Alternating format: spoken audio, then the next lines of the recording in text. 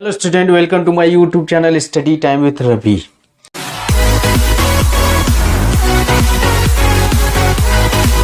मैं हूं रविकांत पाल। यदि आप मेरे चैनल पर नए हैं तो मेरे चैनल को सब्सक्राइब करें, मेरी वीडियो को लाइक शेयर और कमेंट करें और नई वीडियो की नोटिफिकेशन के लिए बेल आइकन ज़रूर दबाएं।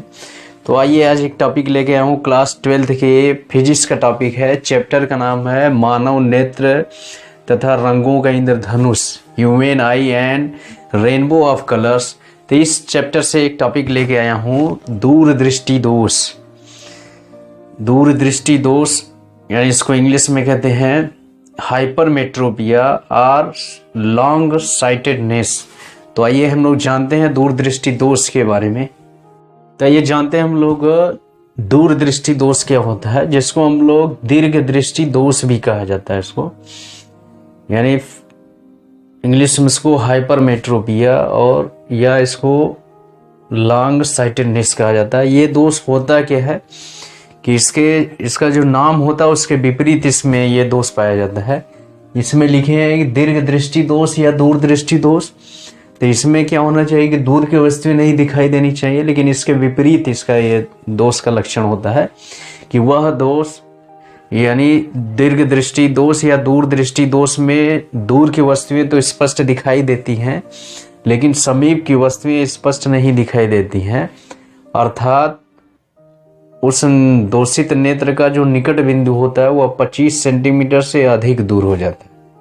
यानी वह 25 सेंटीमीटर रखी वस्तु को देख नहीं पाता है। 25 से अधिक दूरी पर रखेंगे तो वह वस्तु उसको दिखाई देने लगती है।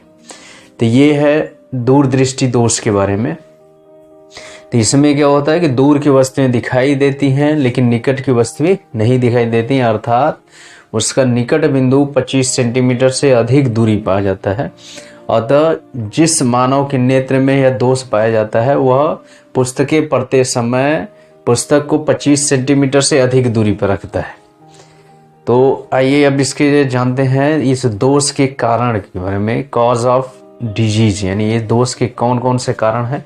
तो आइए जानते हैं। इसमें दूरदृष्टि दोष में क्या होता है, दूर की वस्तुएं दिखाई देती हैं लेकिन समीप की वस्तुएं नहीं दिखाई देती हैं।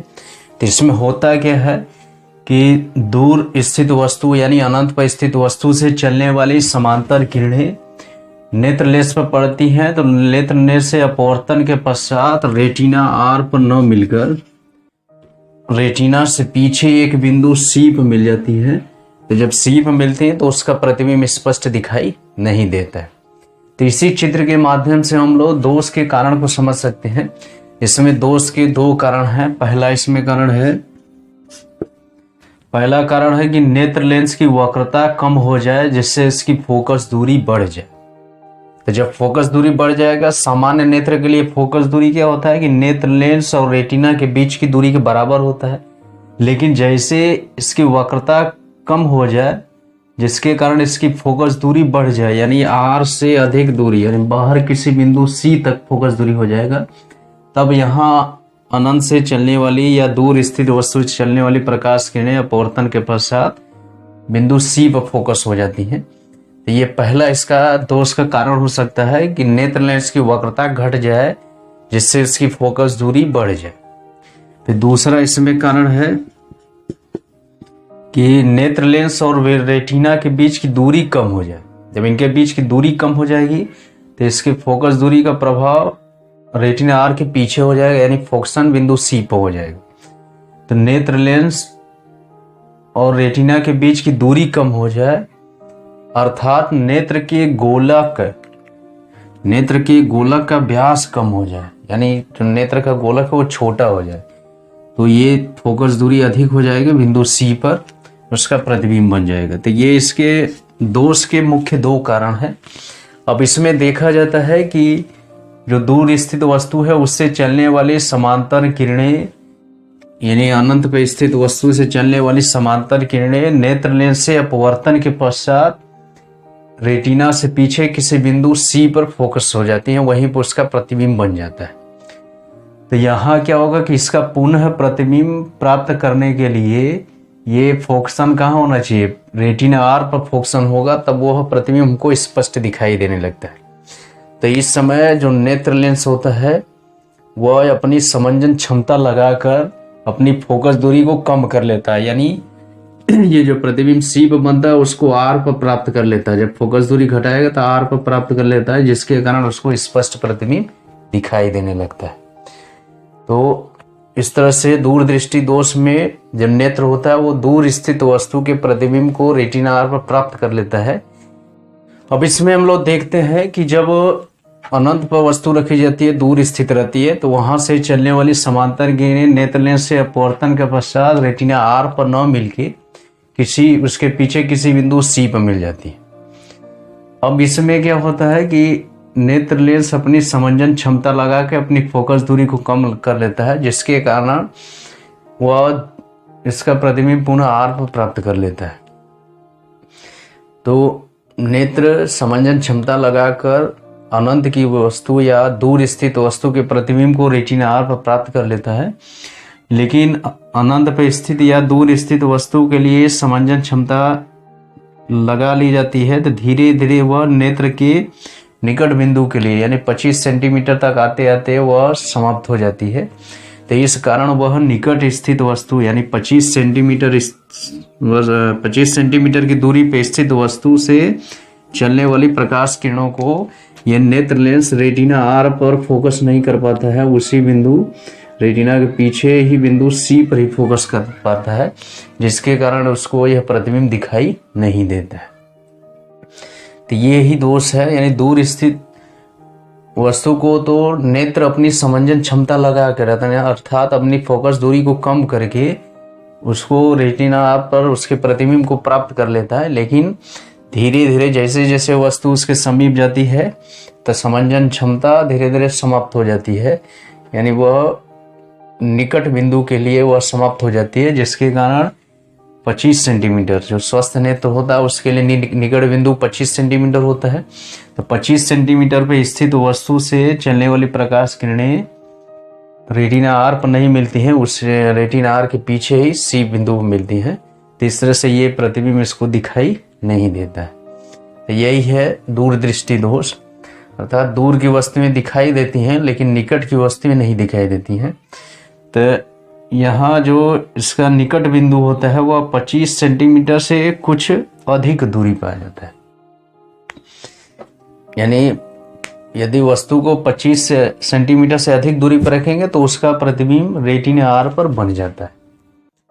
तो आइए इसके बाद हम लोग जानते हैं इसके निवारण के बारे में, रेक्टिफिकेशन के बारे में।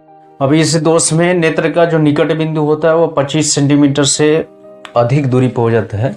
तो मान लीजिए वह निकट बिंदु O है जिसकी दूरी 25 सेंटीमीटर है। अब इससे अधिक दूरी पर आ जाता है, तो मान लीजिए 25 सेंटीमीटर से अधिक दूरी पर कोई बिंदु N है। तो यहाँ से चलने वाली जो प्रकाश की किरणें होती हैं या N बिंदु पर स्थित वस्तु से चलने वाली जो प्रकाश किरणें होती हैं वह नेत्र लेंस से अपवर्तन के पश्चात रेटिना आर पर फोकस हो जाती है, यानी 25 सेंटीमीटर पर रखी वस्तु हमको नहीं दिखाई देती है, लेकिन 25 से अधिक दूरी पर रखते हैं तो वह हमको दिखाई देने लगती है।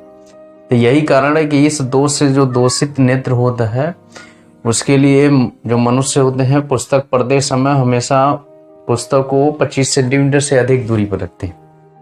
अब यदि उसको 25 सेंटीमीटर पर रख दिया जाए निकट बिंदु 25 सेंटीमीटर पर, तो उससे चलने वाली प्रकाश किरणें नेत्र से अपवर्तन के पश्चात रेटिना आर के पीछे किसी बिंदु सी पर फोकस होती हैं, तो इस कारण इसका प्रतिबिंब दिखाई नहीं देता है। तो हमको इसी का निवारण करना है, इसी का रेक्टिफिकेशन करना है। तो कैसे निवारण करेंगे उसको हम लोग तीसरे चित्र में प्रदर्शित किए हैं। इसका निवारण, तो इसका निवारण इस तरह से करते हैं कि ये जो प्रकाश किरणें हैं, अब हमको इसका निवारण करना है कि 25 सेंटीमीटर पर रखी वस्तु से चलने वाली प्रकाश किरणें रेटिना आर पर फोकस हों। तो ये अपवर्तन के पश्चात जो किरणें हैं यदि इसको और केंद्रित कर दिया जाए और मोड़ दिया जाए जिसके कारण आर पर फिर फोकस हो सकती है, तो इसका मतलब कि इसके निवारण के लिए हम लोग उत्तल लेंस का प्रयोग करेंगे, क्योंकि उत्तल लेंस में यह गुण होता है कि वह प्रकाश किरणों को केंद्रित कर देती है, अभिकेंद्रित कर देती है। तो इसीलिए इसके निवारण में उत्तल लेंस का प्रयोग करते हैं। और इसका प्रयोग इस तरह से करते हैं कि नेत्र के सामने बिंदु O पर रखी वस्तु से चलने वाली प्रकाश किरण के मार्ग में ऐसा उत्तल लेंस रखते हैं कि उससे अपवर्तन के पश्चात वो किरणें बिंदु N से आती हुई प्रतीत हो। इस बिंदु N से आती हुई प्रतीत हो तो नेत्र लेंस से या लेंस से अपवर्तन के पश्चात रेटिना R पर फोकस हो जाएंगे, क्योंकि N से निकलने वाली प्रकाश किरणें R पर फोकस हो जाती हैं। तो वही है, अपवर्तन के पश्चात जब N से आती हुई प्रतीत होंगी तो वह नेत्र लेंस से अपवर्तन के पश्चात R पर फोकस हो जाएंगी, जिसके कारण उसका स्पष्ट प्रतिबिंब हमको दिखाई देने लगता है। तो यही है, या इसको इस तरह से भी समझ सकते हैं कि उत्तल लेंस जब रखेंगे तो ये O से चलने वाली जो प्रकाश किरण होगी इस लेंस से अपवर्तित होगी, तो अपवर्तन के पश्चात ये प्रकाश किरणों को और मोड़ देगा। तो थोड़ा सा मोड़ेगा अंदर की तरफ तो ये प्रकाश किरण हो जाएगी, लेकिन इसके मुड़ने के कारण जब इसको पीछे ले जाएंगे, पीछे बढ़ाएंगे तो प्रतीत होगा कि बिंदु N से आ रही है। तो जब बिंदु N से आती हुई जो प्रतीत होंगी किरणें वह R पर फोकस हो जाएंगी। नेत्र लेंस से निकलने के बाद R पर फोकस होते हैं, जिसके कारण इसका प्रतिबिंब हमको दिखाई देने लगता है। तो इस तरह से ये दूरदृष्टि दोष या दीर्घ दृष्टि दोष का निवारण किया जाता है।